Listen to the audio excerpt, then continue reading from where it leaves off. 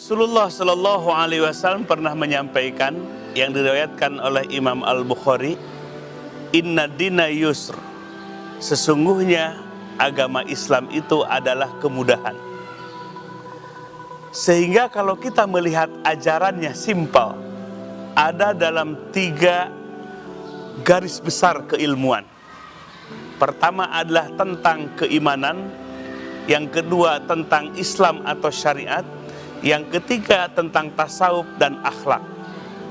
Rasulullah Shallallahu Alaihi Wasallam pernah kedatangan Jibril yang menjelma menjadi seorang laki-laki dengan pakaian yang bersih, penampilan yang bersih, dan ketika itu Jibril alaihissalam mengajarkan agama dengan 3 disiplin ilmu. Yang pertama adalah tentang keimanan, dan iman itu rukunnya ada 6. Kemudian menjelaskan tentang Islam dengan rukunnya yang 5, dan menjelaskan tentang ihsan, di mana ihsan adalah anta'budallah ka'annaka tarah fa illam takun tarah fa innahu yarak. Engkau beribadah kepada Allah seolah-olah saking fokusnya melihat Allah.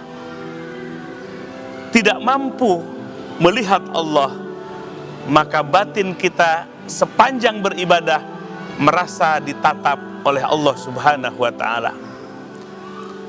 Maka ketika Jibril keluar dari majelis itu, Rasulullah SAW menjelaskan, Atakum Jibril yu'allimukum dinakum, bahwa yang datang kepada kalian adalah Jibril yang menjelma menjadi manusia untuk mengajarkan agama bagi kalian. Sehingga para ulama memberikan kesimpulan bahwa agama kita yang mulia terdiri dari 3 disiplin ilmu, tentang keimanan, tentang keislaman, ketundukan kepada syariat, dan ihsan, tentang pengembangan batin atau jiwa kita, sehingga oleh para ulama disebut dengan ilmu tasawuf dan akhlak. Para ulama menjelaskan bahwa ajaran Islam terdiri dari 3 disiplin ilmu: iman, Islam, dan ihsan. Sehingga mereka menyebutnya sebagai arkanuddin, rukun agama. Jadi agama kita punya rukun: wilayah keimanan, wilayah keislaman, dan wilayah ihsan. Di abad pertama Hijriah memasuki abad kedua Hijriah, para ulama ada yang konsen dalam setiap disiplin ilmu yang tadi.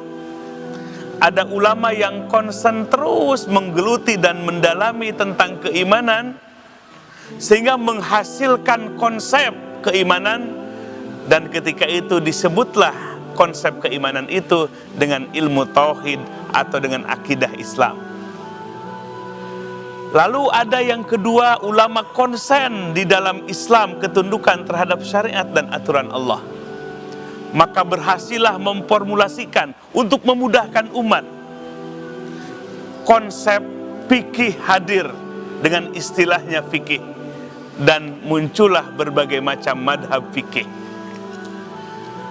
Lalu ulama ada yang konsen di dalam ihsan, sehingga wujudlah konsep-konsep tentang ihsan, dan para ulama menyebutnya dengan istilah tasawuf dan akhlaknya. Maka para ulama membuat konsep dari 3 disiplin ilmu ini yang tujuannya sungguh mulia, untuk memudahkan umat mempelajari Islam dengan 3 disiplin ilmu tadi.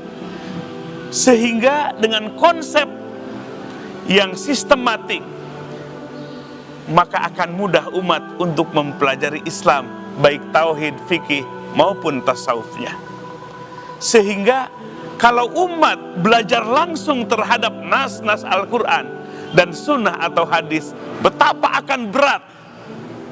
Maka disitulah kewajiban ulama untuk memudahkan umat mempelajari Islam dengan konsep-konsep yang dihadirkan, dengan disiplin ilmu, dengan metodologi yang kokoh dan kuat, dan bermanfaat sampai hari ini. Al-Quranul Karim memberikan sifat terhadap agama yang mulia ini. Salah satunya adalah ad-dinul qayyim, artinya agama yang kokoh.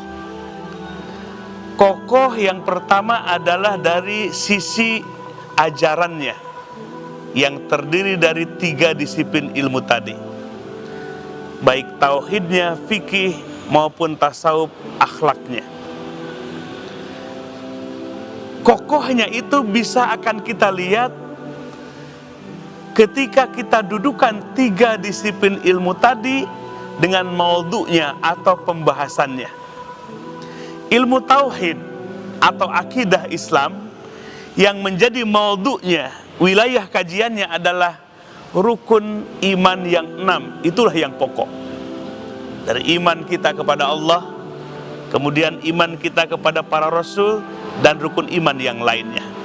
Objek kajiannya adalah di luar diri kita.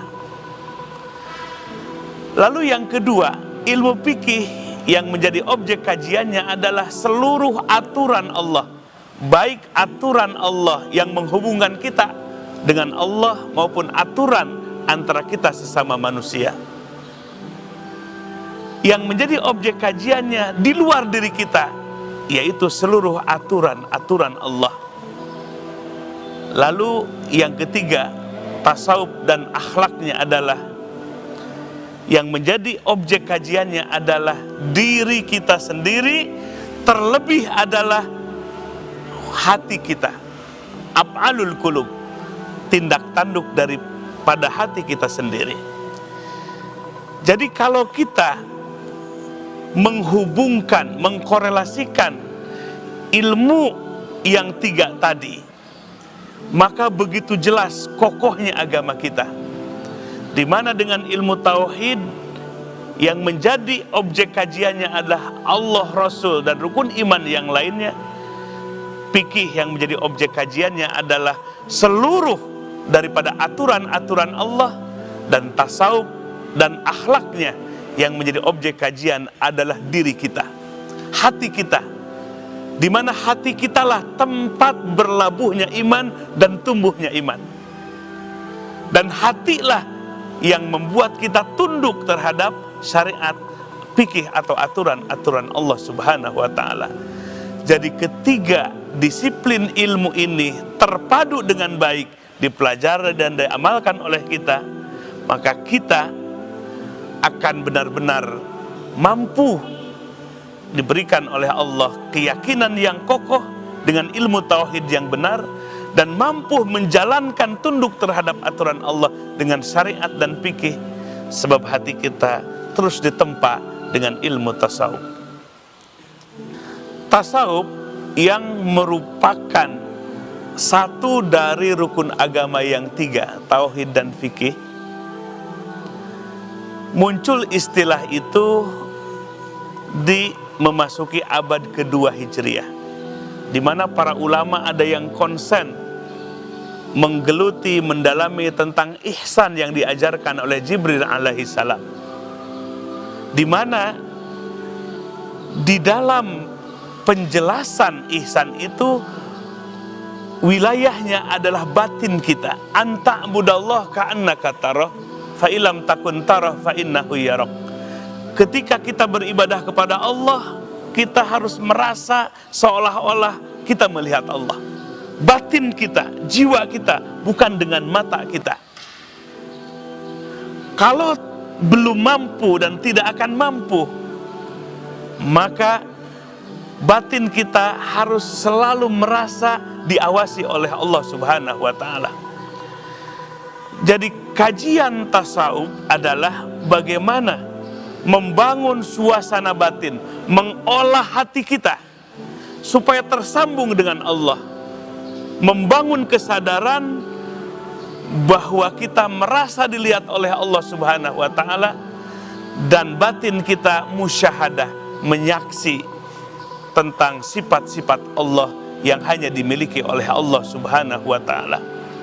Sehingga kajian tasawuf ini ruang lingkupnya adalah bagaimana ahwalun nafsi, mengetahui kondisi batin manusia, baik kondisi yang mazmumah, yang buruk, maupun yang mahmudah, yang terpuji, sekaligus kaifiyatu tathhiriha, bagaimana cara membersihkan hati.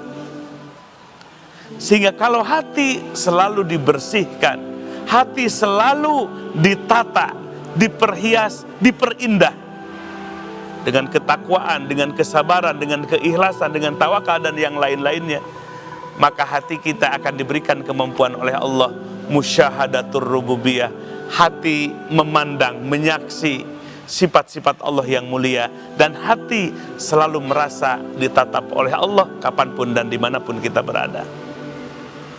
Para ulama dalam berbagai disiplin ilmu yang tiga, tauhid, fikih maupun tasawuf, yang bersumber dari Al-Quran dan As-Sunnah Sallallahu Alaihi Wasallam, memiliki metodologi yang dipergunakan oleh mereka untuk menghasilkan konsep yang sahih dan valid.